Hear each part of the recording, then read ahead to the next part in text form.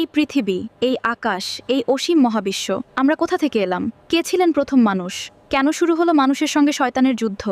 আজ আমরা জানব মানবজাতির সম্পূর্ণ সূচনা, হযরত আদমের সৃষ্টি থেকে তার জীবন, পরীক্ষা এবং শেষ উপদেশ পর্যন্ত। মানুষ আসার আগে পৃথিবীতে ছিল জিন জাতি, তারা আগুন দিয়ে তৈরি এবং তারা পৃথিবীতে ছড়িয়ে পড়ে, কিন্তু তারা সীমা অতিক্রম করে, ফাসাদ, রক্তপাত শুরু করে। তখন আল্লাহ তাদের শাস্তি দেন। কুরআনে আল্লাহ বলেন, আর আমি জিনকে সৃষ্টি করেছি আগুনের শিখা থেকে। জিনরা পৃথিবীর বিভিন্ন জায়গায় ছড়িয়ে পড়ে। তাদের মধ্যেও ছিল সমাজ, গোষ্ঠী, নেতা, ঠিক মানুষের মতোই। শুরুতে তারা ইবাদত করত, আল্লাহর আনুগত্য করত, কিন্তু সময়ের সাথে সাথে তাদের মধ্যে অনেকেই পথভ্রষ্ট হয়ে যায়। ধীরে ধীরে জিনদের একাংশ শুরু করে অন্যায় ও জুলুম, ঝগড়া বিবাদ, রক্তপাত, পৃথিবীতে ফাসাদ। তারা আল্লাহর নির্ধারিত সীমা অতিক্রম করে ফেলে।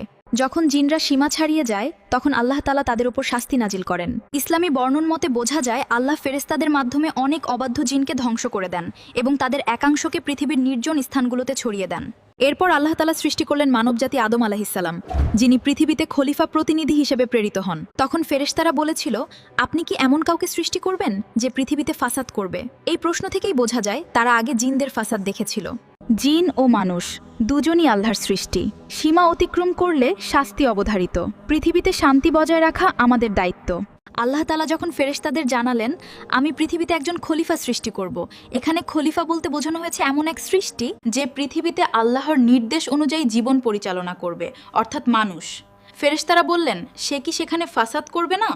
এটা কোনো প্রতিবাদ ছিল না, বরং তারা জানতে চেয়েছিল, কারণ তারা আগে এমন কিছু সৃষ্টি দেখেছিল যারা পৃথিবীতে বিশৃঙ্খলা করেছিল। তাই তারা মানুষের সম্ভাব্য কাজ সম্পর্কে জানতে চায়। আল্লাহ বললেন, আমি যা জানি তোমরা জানো না। এর মাধ্যমে বোঝানো হয়েছে মানুষের মধ্যে শুধু খারাপ দিকই নেই, বরং অনেক ভালো গুণও আছে। মানুষ আল্লাহর ইবাদত করবে, জ্ঞান অর্জন করবে, ন্যায় প্রতিষ্ঠা করবে, নবী রাসূল, সৎ মানুষ, শহীদ, এসব মহান সৃষ্টি মানুষের মধ্য থেকেই হবে। মানুষকে সম্মানিত করে সৃষ্টি করা হয়েছে। আমাদের দায়িত্ব পৃথিবীতে শান্তি ও ন্যায় প্রতিষ্ঠা করা, জ্ঞান ও ইবাদতের মাধ্যমে আল্লাহর প্রতিনিধি হিসেবে জীবন যাপন করা। তারপর শুরু হলো মানুষের সৃষ্টির এক বিস্ময়কর প্রক্রিয়া। পৃথিবীর বিভিন্ন জায়গা থেকে মাটি সংগ্রহ করা হলো। কোথাও লাল মাটি, কোথাও কালো মাটি, কোথাও সাদা মাটি, কোনো মাটি ছিল নরম, কোনো মাটি ছিল শক্ত। এই ভিন্ন ভিন্ন মাটির সংমিশ্রণে তৈরি করা হলো এক অনন্য সৃষ্টি। সেই মাটি দিয়েই গঠন করা হলো হযরত আদমের দেহ। এ কারণেই মানুষের রং, স্বভাব, চরিত্র সবকিছু ভিন্ন ভিন্ন হয়ে থাকে। কেউ শান্ত, কেউ কঠিন, কেউ কোমল, সবই সেই মাটির প্রভাব। তারপর সেই মাটির দেহ কিছু সময় শুকিয়ে রাখা হলো। ফেরেশতারা সেই দেহের পাশ দিয়ে যেতেন আর বিস্ময়ে তাকিয়ে থাকতেন।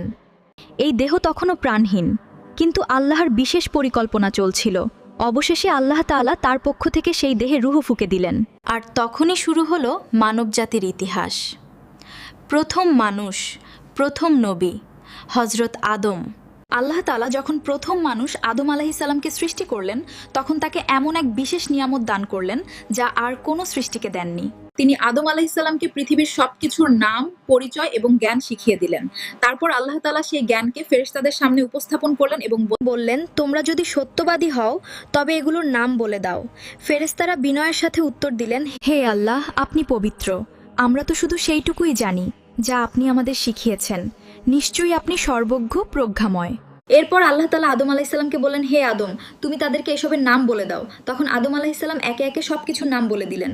এতে প্রমাণ হয়ে গেল মানুষকে আল্লাহ এমন জ্ঞান দিয়েছেন যা ফেরেশতারাও জানতেন না। এই ঘটনাটি আমাদের শেখায়, জ্ঞান মানুষের সবচেয়ে বড় সম্মান। আল্লাহ যাকে চান তাকেই বিশেষ মর্যাদা দান করেন, আর সত্যিকারের জ্ঞান মানুষকে আল্লাহর কাছাকাছি নিয়ে যায়। কিন্তু এই ঘটনার পরই এমন কিছু ঘটল যা আকাশ ও জমিনের ইতিহাস কাঁপিয়ে দিল। একজন অহংকারী সৃষ্টির কারণে শুরু হলো অবাধ্যতার গল্প। যখন আল্লাহ তাআলা আদম আলাইহিসসালামকে সৃষ্টি করলেন, তখন ইবলিস দূর থেকে এসে সেই দেহকে লক্ষ্য করত। দেখল মানুষ মাটি দিয়ে তৈরি, দুর্বল, সীমাবদ্ধ। এই ধারণা থেকেই তার মনে জন্ম নিল হিংসা ও অহংকার। সে ভাবল, আমি তো আগুনের তৈরি, আমি তার চেয়ে শ্রেষ্ঠ। আল্লাহ যখন আদেশ দিলেন আদমকে সিজদা করো, তখন সব ফেরেশতা বিনা দ্বিধায় সিজদা করলো। কিন্তু ইবলিস অস্বীকার করলো। সে বলল, আমি আগুনের তৈরি আর সে মাটির। এই একটিমাত্র অহংকারই তার সর্বনাশ ডেকে আনলো। সে আল্লাহর অবাধ্য হলো, রহমত থেকে বঞ্চিত হলো, চিরকালের জন্য অভিশপ্ত হয়ে গেল। হিংসা মানুষকে অন্ধ করে দেয়, অহংকার মানুষকে ধ্বংস করে। আল্লাহর আদেশের সামনে যুক্তি দেখানো বিপজ্জনক।